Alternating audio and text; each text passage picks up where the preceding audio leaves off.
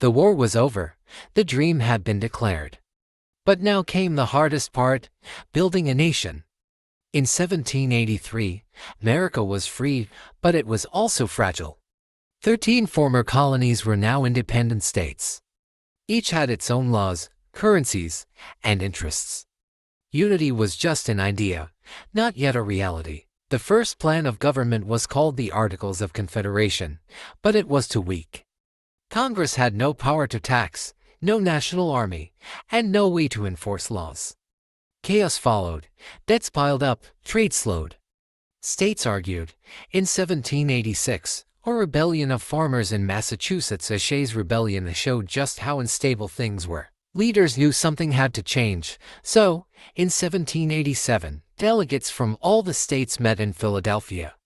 Behind closed doors, in a hot summer, they debated, argued, and finally created a new plan, the U.S. Constitution.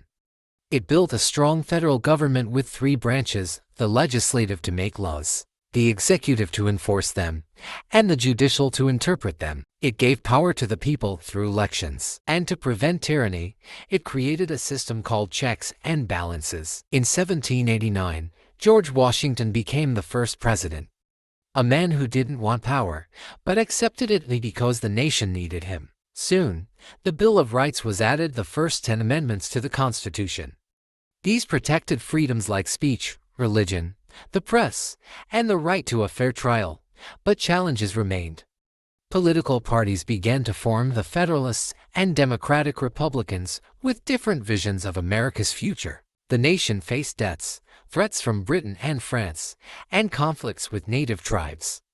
And yet, it endured. From chaos came order. From rebellion, a republic. The United States was still young, but growing stronger.